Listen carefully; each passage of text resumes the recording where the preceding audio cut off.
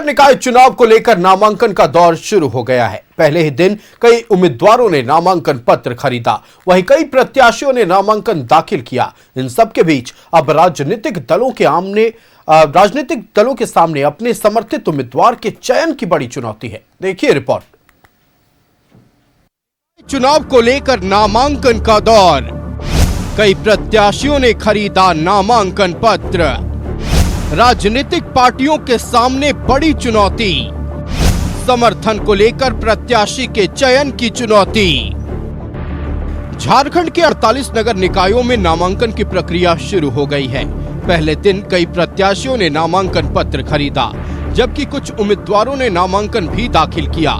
निकाय चुनाव दलीय आधार पर नहीं हो रहा है, ऐसे में प्रत्याशी चयन को लेकर राजनीतिक दलों की मुश्किलें बढ़ गई हैं।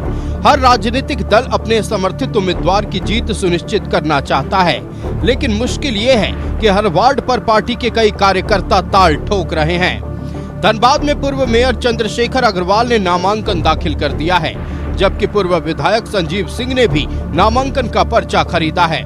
जबकि कई और बीजेपी के कार्यकर्ता और नेता चुनावी मैदान में उतरने को तैयार हैं। ऐसे में बीजेपी के सामने बड़ी चुनौती ये है कि आखिर किस उम्मीदवार को समर्थन दें। हालांकि बीजेपी ने कहा है कि सभी निकाय क्षेत्रों में पार्टी पदाधिकारी की नियुक्ति की है, ताकि पार्टी के योग्य कार्यकर्ता चुनाव लड़ सकें।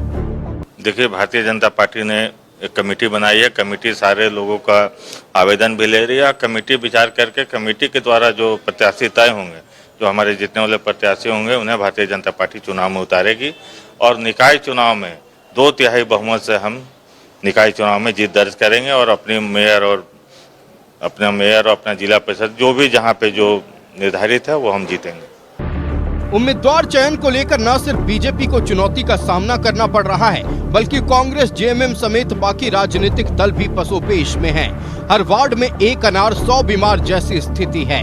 हर वार्ड पर एक से ज्यादा कार्यकर्ता ताल ठोक रहे हैं।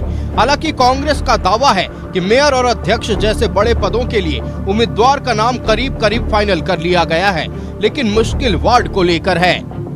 समय कम है, तो हालांकि जो बड़े स्तर का चुनाव है मेयर या चेयरमैन का तो लगभग यह पार्टी मान चुकी है कि हमें कहाँ किनको लड़ाना है।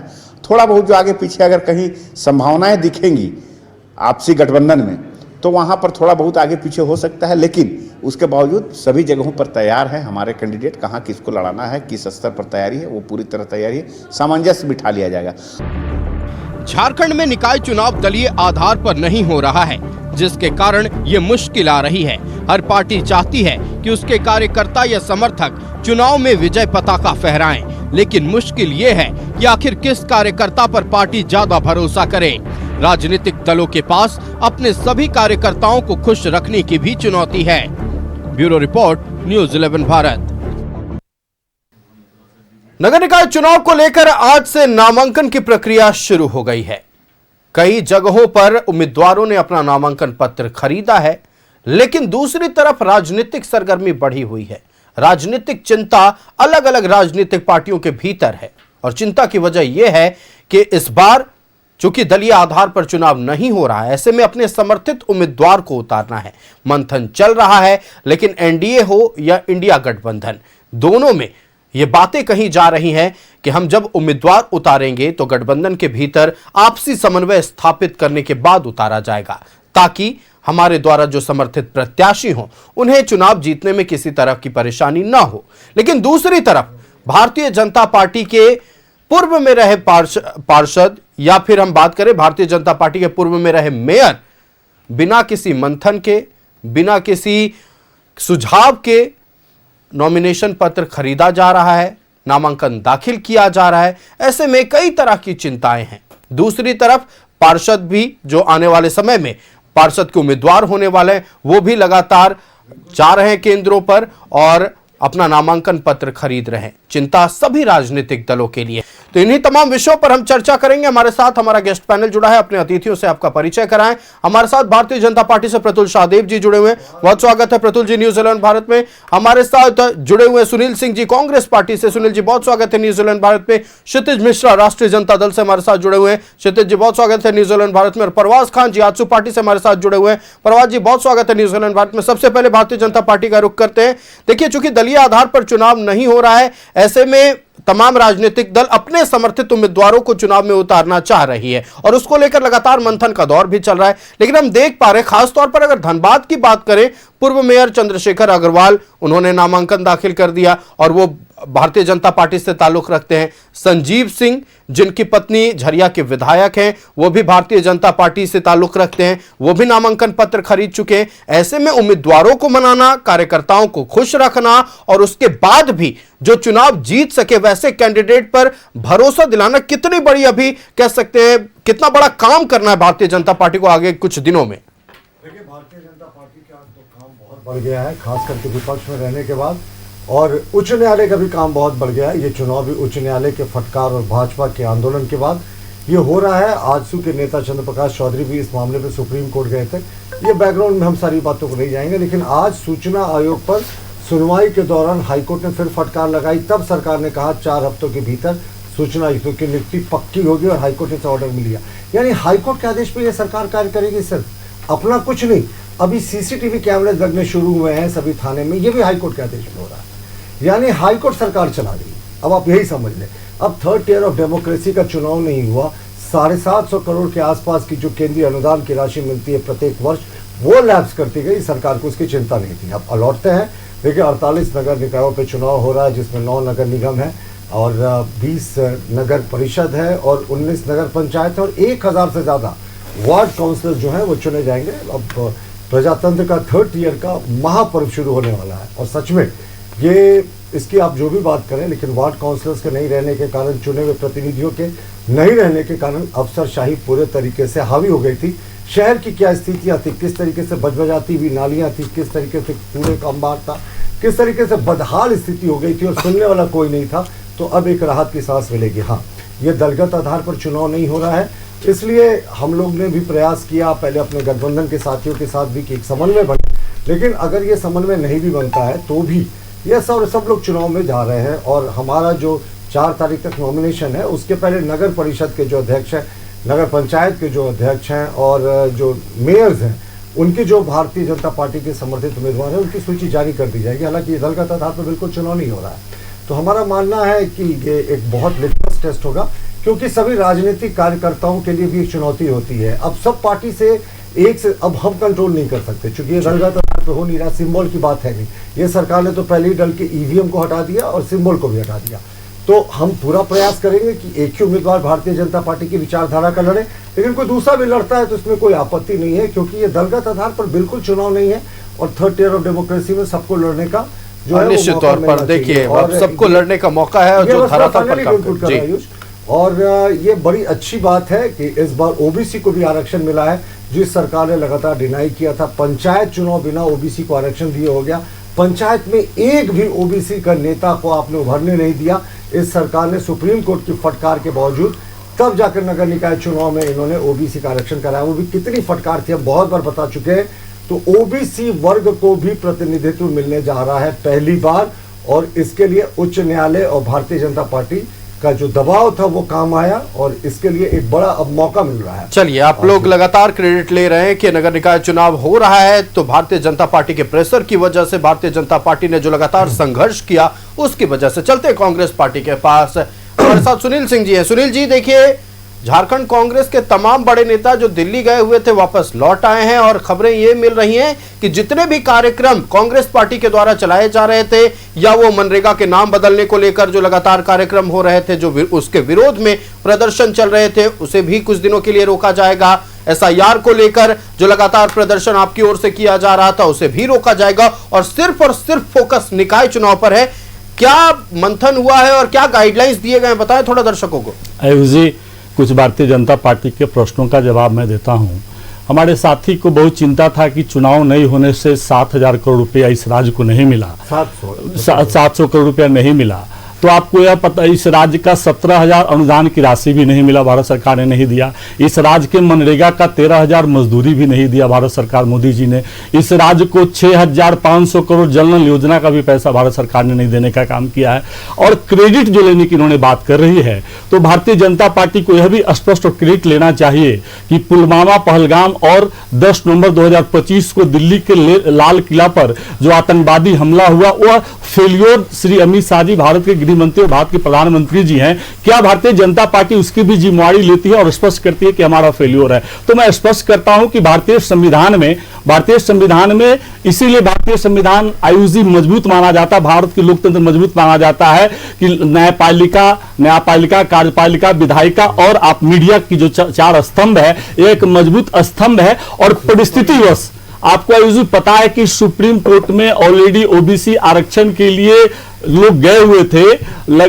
ओबीसी आरक्षण के लिए 2023 में कार्यकाल पार्षद का नगर निकाय चुनाव का पूरा होता है अप्रैल 2023 में, और 2023 के मई माह में ही लोग माननीय हाईकोर्ट झारखंड का दरवाजा लोग खटखटाते हैं। माननीय हाईकोर्ट का जब दरवाजा झारखंड के भारतीय जनता पार्टी के लोग खटखटाते हैं, तो माननीय हाईकोर्ट हार्ड एंड फास्ट राज्य सरकार को और राज्य के महाधिवक्ता महोदय को यह नहीं कहते हैं कल चुनाव कराइए। तो ट्रिपल टेस्ट में जो समय लगा, यहां पर हमारे पिछड़ी जाति आयोग के अध्यक्ष नहीं थे, अध्यक्ष बनाए गए और ट्रिपल टेस्ट को पूरा करके बाद झारखंड के चुनाव आयोग ने चुनाव की तिथि घोषणा किया। तो हमारी स्तंभ है माननीय हाईकोर्ट झारखंड की, उनकी आदेश का पालन करते हुए और जरूरत के हिसाब से जो जरूरत है उसको हमने पूरा करने का काम किया और चुनाव की तिथि तय हो चुका है, सब कुछ तय हो चुका है। अब आपने हमारे कांग्रेस पार्टी की बात कही, आपने कहा माननीय हाईकोर्ट के आदेश का पालन करते हुए, क्या नहीं कहा जाना चाहिए फटकार का पालन करते हुए?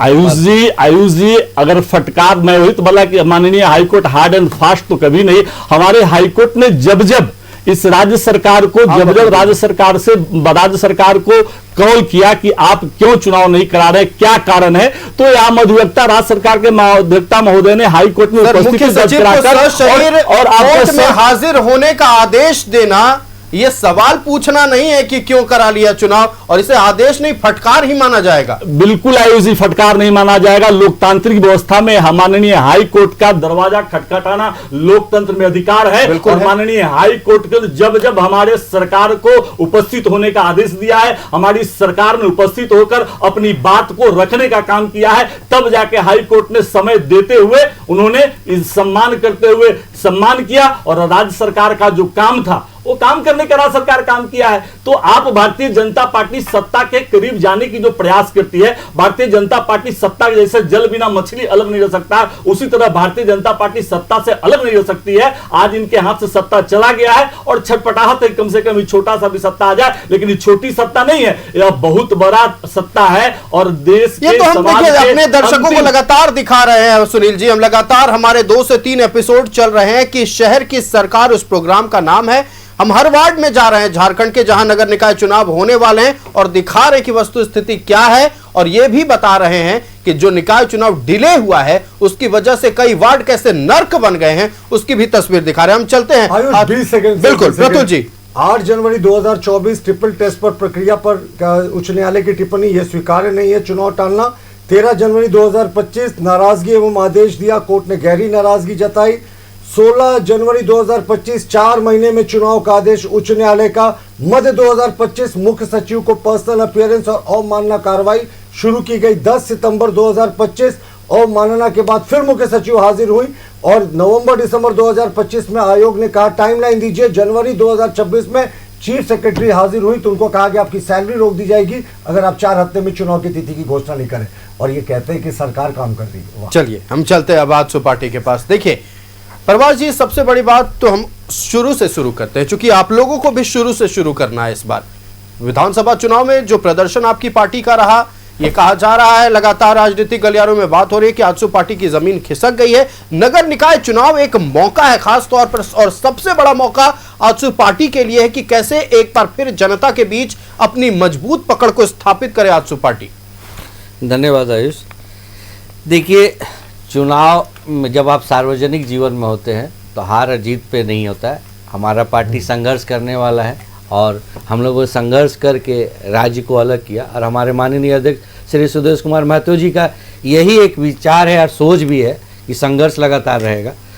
आयुष, आप देखेंगे कि चुनाव परिणाम के बाद आप देखेंगे एक डेटा के हिसाब से आप देखेंगे सबसे ज़्यादा युवाओं को अगर कोई आकर्षित कर रहा है तो आजसू पार्टी कर रहा है। आजसू पार्टी में लगातार युवा हो चाहे महिलाएं हो लगातार ज्वाइनिंग कर रही है माननीय अध्यक्ष जी के समक्ष। उसके एक कारण है क्योंकि ये राज्य सरकार जब आई थी अपना जो घोषणा पत्र लेके आई थी युवाओं को रोजगार देने के नाम पे आई थी। ये राज्य सरकार आई थी युवाओं को बेरोजगारी भत्ता दे और युवा ठगे हुए महसूस कर रहे हैं। और ठगे हुए महसूस कर रहे हैं तो वो किसी ना किसी तरह आजसू पार्टी की तरफ देख रहे हैं कि आजसू पार्टी उनके संघर्ष को आगे लेके चलेगा। आज उसका ही एक परिणाम है आज ओबीसी छात्रों का जो छात्रवृत्ति रुका हुआ है। आज देखिए आजसू पार्टी राज्य भर में हर एक जगह आंदोलित है और ओबीसी छात्रों के अधिकार के लिए छात्रवृत्ति जो रुका हुआ है उसके लिए चरणबद्ध तरीका से हम लोग प्रदर्शन करते आ रहे हैं। और रहा ये सिविक बॉडी का इलेक्शन का लेके, तो सिविक बॉडी का इलेक्शन का लेके हम लोगों ने लंबा लड़ाई लड़ा है। अभी बड़े भाई प्रतुल सहदेव जी भी बता रहे थे, हमारे माननीय सांसद श्री चंद्र प्रकाश चौधरी जी, वो देखे जब पंचायत चुनाव में एक बड़ी आबादी ओबीसी आबादी को नेतृत्वहीन कर दिया गया तो उसके लेके वो एपेक्स कोर्ट तक गए। एपेक्स कोर्ट का ही गाइडलाइंस था कि नगर निकाय का चुनाव में आपको ओबीसी आबादी को भागीदारी देनी होगी। वो भागीदारी के लिए ही बार बार कोर्ट ने, अभी प्रतुल जी ने बताया कि कोर्ट ने क्या लगभग 8 बार कोर्ट की फटकार पड़ी है। इवन चीफ सेक्रेटरी लेवल के अधिकारियों को कोर्ट में बुलाना के आदेश दे दिया गया कि आपको आना पड़ेगा, काहे आखिर लेट क्यों हो रहा है। अंततः अब सरकार के पास कोई विकल्प नहीं बचा था तो सरकार ने अंततः उस पर किया। अब ट्रिपल टेस्ट का लेके भी आप देखेंगे तो ये लोग बोलेंगे कि हम लोग वैज्ञानिक विधि से, इस पे भी प्रश्न चिन्ह आया था। रहा रोस्टर पे, तो रोस्टर पे विवाद आया था। आप ओबीसी आबादी को तो नेतृत्वहीन कर दिए थे, लेकिन इस रोस्टर विधि में कहीं ना कहीं आप शेड्यूल कास्ट को भी आप नेतृत्वहीन कर रहे हैं। अभी आपने अपना शुरुआती वक्तव्य में आप धनबाद का जिक्र किया था। धनबाद ऐसा शहर में जहां सबसे ज्यादा शेड्यूल कास्ट के लोग रहते हैं उसको जनरल सीट कर दिया, रोस्टर विवाद भी है। अब ये सब चीज देखते हुए आप देखिए कि सरकार किसी न तरह कोई भी चीज चाहती है कि एक बड़ी आबादी को किस तरह से हम नेतृत्वहीन करें, लोगों अपनी बात नहीं उठा पाए। आप देखेंगे दिन के उजाले में 20 तारीख का घटना है आयुष 11 बजे का। ये सरकार, अभी सुनील जी बोल रहे थे न्यायपालिका, कार्यपालिका, विधायिका, लेकिन यहाँ पे अभी देखा जाए तो न्यायपालिका का चाबुक चल रहा है और कार्यपालिका पे सरकार पूरा डिपेंड है। और उसका कारण है कि दिन के 11 बजे 20 तारीख को घटना है कांटा टोली आजाद नगर में 2 साल का बच्चा नाली में डूब के मर जाता है। तो ये सब सारा चीजें आप देखेंगे तो ये सब चीज दिखाएगा जो एक माँ का कोख को उजाड़ दिया जाता है। तो ये सब चीज, ये सारा कुछ, ये निकम्मापन ये सरकार को दिखते आ रहा था, लगातार दिखते आ रहा था। और आपने बोला ना कि अभी लोग जा रहे हैं नॉमिनेशन पत्र खरीद रहे, लोगों में अपने अंदर एक उत्साह है कि हम इस सरकार के खिलाफ चुनाव लड़ेंगे और सरकार को हम बताएंगे कि किस तरह से आप नरकीय जीवन में हम लोग को जीने के लिए विवश कर दिए थे। ये लंबा लगातार ये सरकार आई थी आपको पुनर्वास नीति के लेके, आपको ये सब चीज करने के लिए। आप देखेंगे कि अभी बुलडोजर चल रही है, गरीबों को ठंड भी नहीं देखा जा रहा है लेकिन गरीबों को उजाड़ दिया जा रहा है। लेकिन जहां जिस रोड में प्राइवेट हॉस्पिटल है उसकी पार्किंग पड़ी हुई है लेकिन उसके लिए कोई बात नहीं हो रहा है।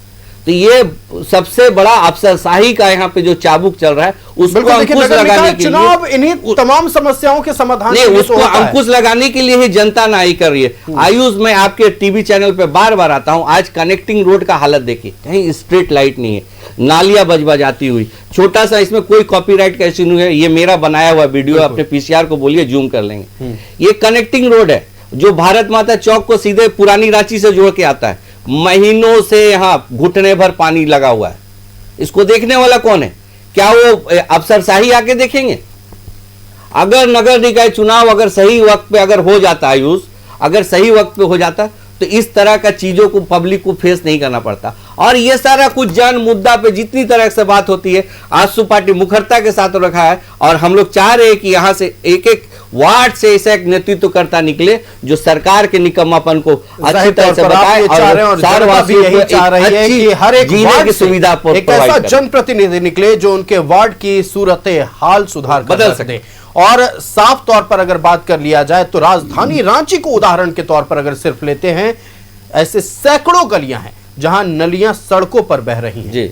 बारिश के मौसम में हमने आपको लगातार दिखाया, हिंदपीढ़ी का इलाका हो, कांके रोड का इलाका हो, या फिर अब किसी भी इलाके पर उंगली रख दीजिए, वहां कैसे बरसात का पानी घरों में घुस ये रहा बरसात था। नहीं है आयुष, देखिए ना, ये अभी बरसात नहीं है, अब समर का टाइम आया, देखिए रात में घुटना निश्चित तौर पर देखिए, ये अपने आप में ये नाकामी भर है। से पड़ा हुआ है। ये उन लोग आ अधिकारियों रहे, का जा रहे। निकम्मापन है लोग- जिनकी ये जिम्मेदारी सारा कुछ थी दिख रहा है कि अब कि तो सड़क को आप झोंक कम दिए से सर। कम राज्य की जनता को यह सुनिश्चित करें कि सड़क, बिजली, पानी, शिक्षा, ये 4 मूलभूत सुविधाएं उन तक आसानी से पहुंच सके, और वो नहीं पहुंच पाया है। यह दुर्भाग्य है राज्य की जनता का। चलते हैं हम राष्ट्रीय जनता दल के पास। क्षितिज मिश्रा हमारे साथ है। क्षितिज जी, देखिए, क्या काम हुआ, नहीं हुआ, अब इस पर चर्चा करने का कोई फायदा है नहीं, तो चूंकि अगर बात कर लें 23 फरवरी को जनता अपने मताधिकार का प्रयोग करेगी और साफ तौर पर बता देगी कि पिछले बार के पार्षदों से कितना खुश है। हालांकि इस बार जो आरक्षण रोस्टर आया उसकी वजह से समीकरण भी बदल गए हैं, कई जगहों पर पुराने पार्षद चुनाव भी नहीं लड़ पा रहे।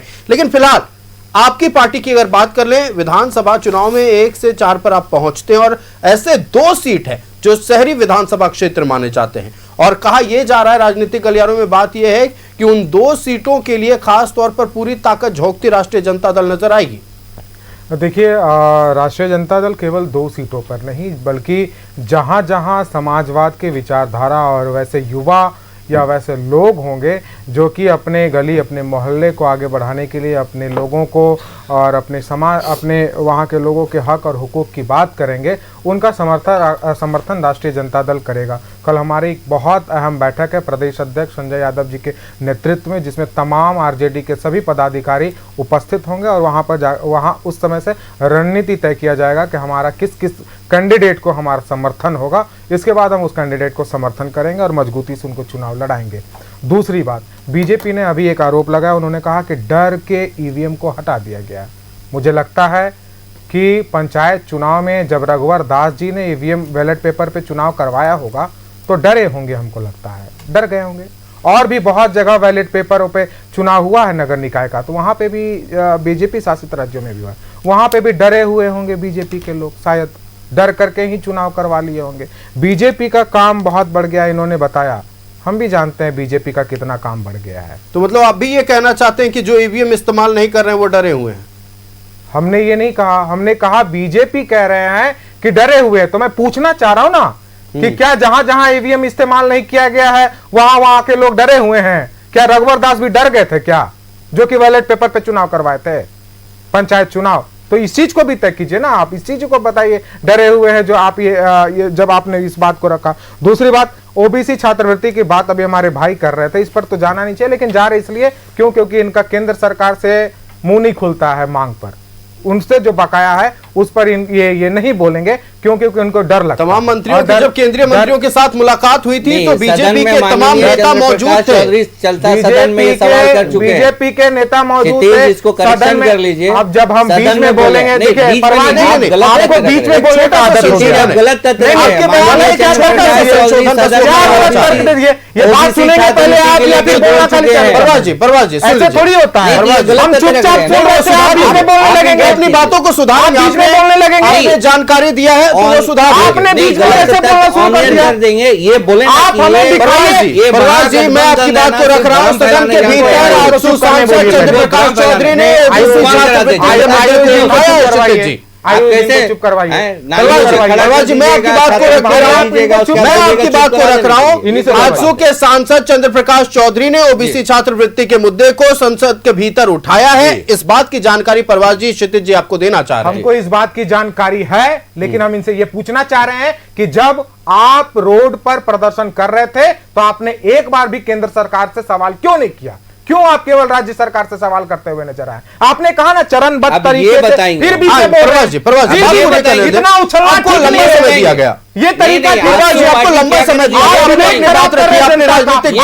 पता नहीं, आपसे 4 सवाल पूछ रहे हैं, डिबेट खराब करने चल देते हैं। ये बताएंगे कि हमें जनता हर बार आपको लंबा समय दिया गया, उन्हें भी बात रख लेते हैं। आप अगर किसी बात से असहमत हैं नोट डाउन कर ले, मैं आपके पास आऊंगा, उन बातों को रखिएगा।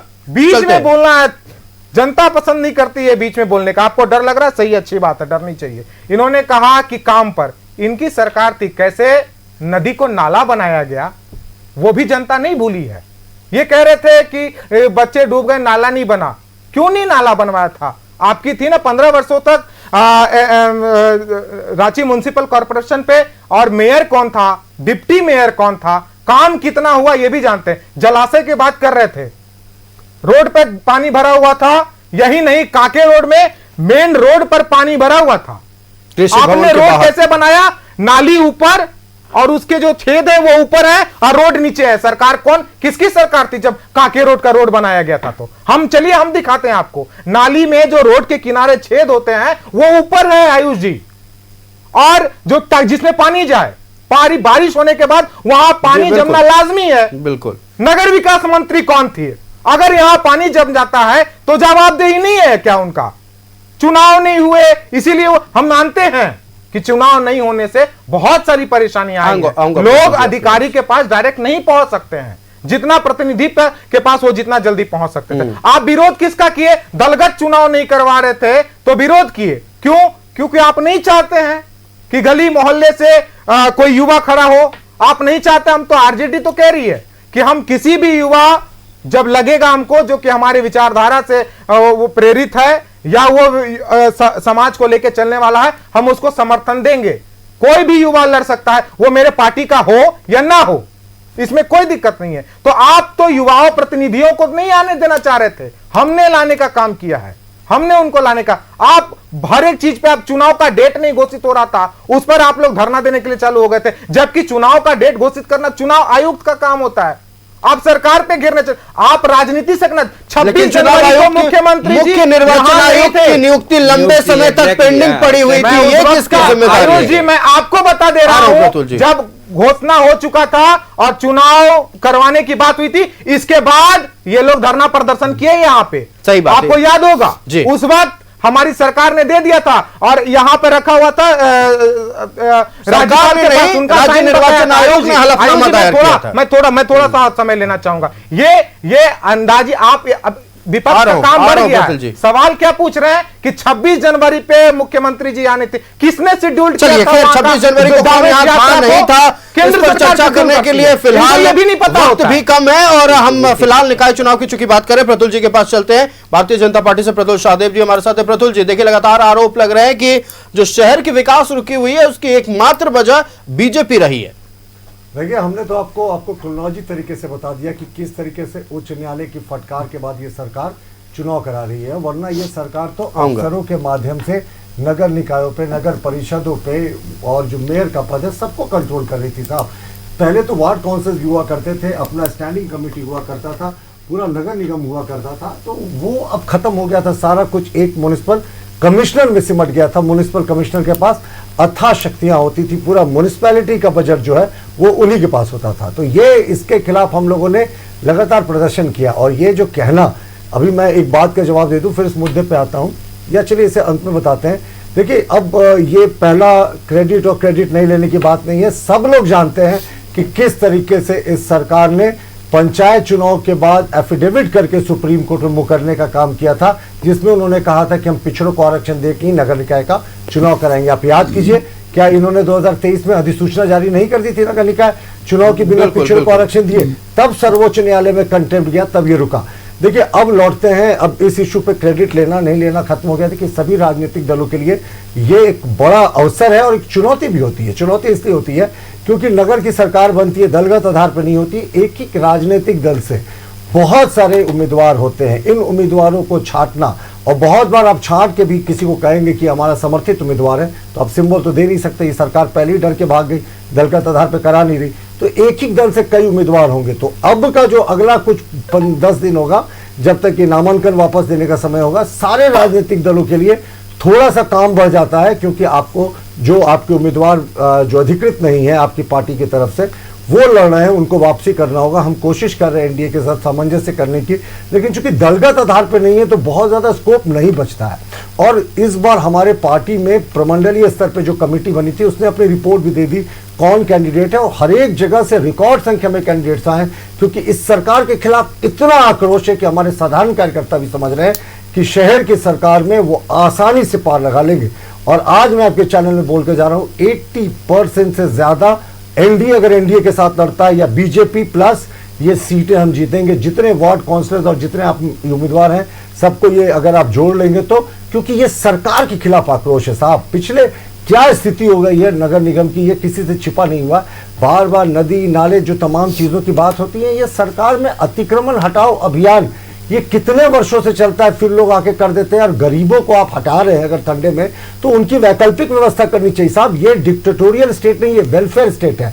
आप कोई वैकल्पिक व्यवस्था कीजिए, फिर उनको हटाइए। कितनी सरकारी जमीन पड़ी हुई है, लेकिन ये तो हर धर्मिता की सरकार है ना, यहाँ कोई बोलने वाला नहीं है। नगर आयुक्त का डंडा चला और अतिक्रमण में गरीब के गरीब उजड़ गए साहब। बड़े बड़े मॉल के सामने आप देखिए पार्किंग की कितनी समस्या होती है, किस तरीके से सर्कुलर रोड में कभी चले जाए, देखिए तो क्या स्थिति होती है सर्कुलर रोड में जाम की, बिल्कुल एचबी रोड, सब जगह वही स्थितियां हैं। उन पर डंडा नहीं चलता नगर निगम का, अफसरों का नहीं चलता। इसलिए चुने हुए प्रतिनिधि किसी दल से हो, उनका आना बहुत जरूरी। मैंने बहुत बड़ी बात कही, किसी दल से आए लेकिन अकाउंटेबल होते हैं साहब जनप्रतिनिधि, उनको लोग पकड़ सकते हैं। यार नगर आयुक्त के पास कोई जा सकता है, नगर परिषद के जो सीईओ है उनके पास कोई जा सकता है?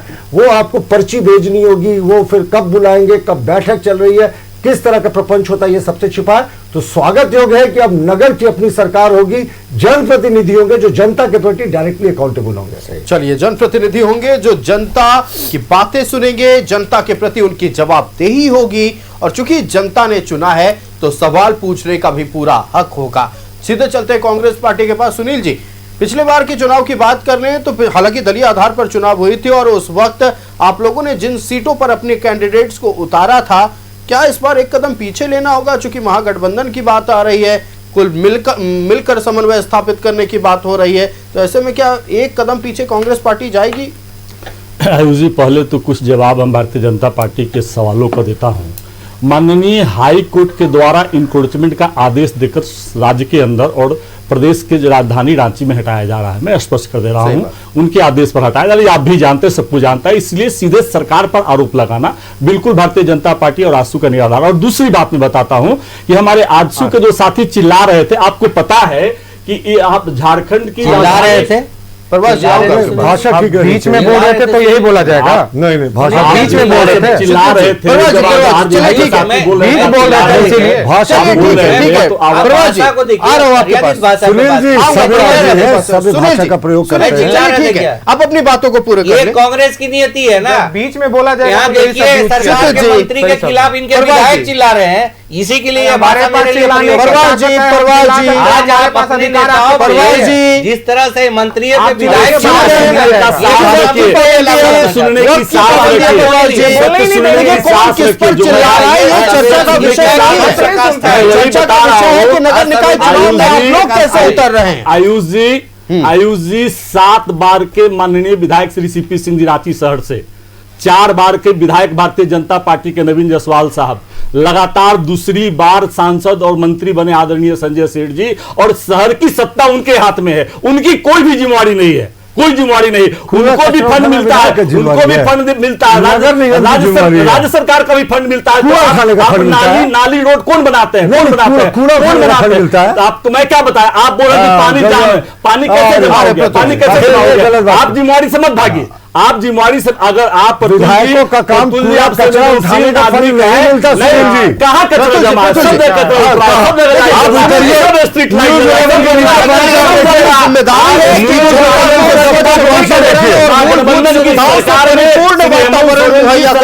सब सही चल रहा है। आप क्या आप लोगों का जन नाली में डूब के बच्चा मर जाता है,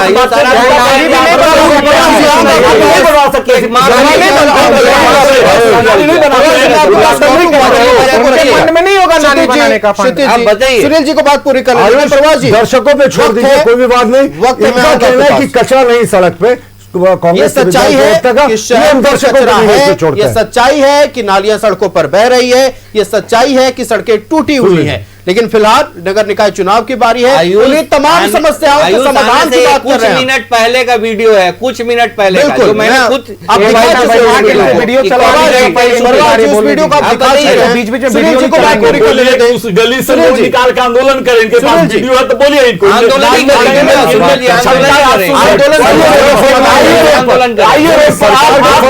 सरकार को बदनाम करने की साजिश है। नहीं, वोट के बाद साजिश है। बस कचरा फैलाएंगे, आप कहेंगे बदनाम करने की साजिश कहाँ से हो गया? देखिए कचरा सड़कों पर दिख एक रहा है, बार सुनील खुद जी। आप भी जाइएगा, देखिए, एक बार घूम देखिए, लीजिएगा। मैं किसी एक खास व्यक्ति को या किसी एक सब कोई राजनीतिक कांग्रेस का दल को नेता दोषी नहीं है जो नहीं अपने ठहरा मंत्रियों रहा को बदनाम करे। मैं बस सिर्फ दोषी उस कारण को ठहरा रहा हूं जिसकी वजह से शहर आज जिसे समृद्ध शहर होना चाहिए था, समृद्ध तो छोड़ दीजिए, मूलभूत सुविधाओं का अभाव है। राजधानी रांची के वार्ड में है तो समझ लीजिए पूरे झारखंड के क्या हाल होगा। सुनील जी, मैं इस पर बात कर रहा हूं। आयुष जी, बिल्कुल आरोप निराधार है। आप कुछ देखिए, समस्या और समाधान दोनों साथ साथ चलता है। प्रत्यक्ष को प्रमाण की आयुष जी, जरूरत नहीं होती, आयुष जी, जब तस्वीरें कुछ दिख रही समस्या हैं। आती है तो समाधान भी होता है, ऐसा आयुष जी नहीं है। हमारे भारतीय जनता पार्टी के साथी बता रहे थे, आप देखिए कि जितने भी लोग पार्षद पूर्व में चुने गए थे, चाहे जिस दल के भी लोग हों, चुने गए थे, मैं स्पष्ट करता हूं, हम भी एक सामाजिक कार्यकर्ता हूं, पहले पार्टी की कार्यकर्ता, बाद में पहले सामाजिक कार्यकर्ता हूं। सभी दलों के जो पूर्व के वर्तमान पूर्व पार्षद हैं, उनके द्वारा और समाज में जो सामाजिक काम करते हैं, नगर निगम की दरवाजा खुला हुआ है। स्ट्रीट लाइट का मामला हो, नाली का मामला हो, निर्माण की मामला हो, सभी काम, गर्मी के दिनों में जल पहुंचाने की मामला हो, तो चुनाव के लिए जनता पर हल्ला नहीं मचा हो रहा है, बिल्कुल अधिकार। चलिए देखिए, नगर निकाय चुनाव होने वाले हैं। आज की डिबेट ने आपको बता दिया है कि किस तरह से नगर निकाय चुनाव को लेकर राजनीतिक सरगर्मी बढ़ी हुई है। तेजी से अब नगर निकाय चुनाव को लेकर तैयारियां चल रही है। अलग अलग राजनीतिक दल मंथन कर रहे हैं और चूंकि दलीय आधार पर चुनाव नहीं है, अपने समर्थित उम्मीदवार को उतारने को लेकर लगातार हर संभव कोशिश हो रही है कि उम्मीदवार भी उतरे, जनता का काम भी हो और कार्यकर्ता भी नाराज ना हो। फिलहाल हम अपने अतिथियों का धन्यवाद करते हैं। भारतीय जनता पार्टी से प्रतुल शाहदेव जी हमारे साथ थे, कांग्रेस से सुनील सिंह जी हमारे साथ थे, क्षितिज जी राष्ट्रीय जनता दल से हमारे साथ थे और प्रवास जी हमारे साथ आजसू पार्टी से थे। आप सभी का बहुत शुक्रिया न्यूज़ 11 भारत को समय देने के लिए और इस महत्वपूर्ण विषय पर तमाम बातें रखने के लिए।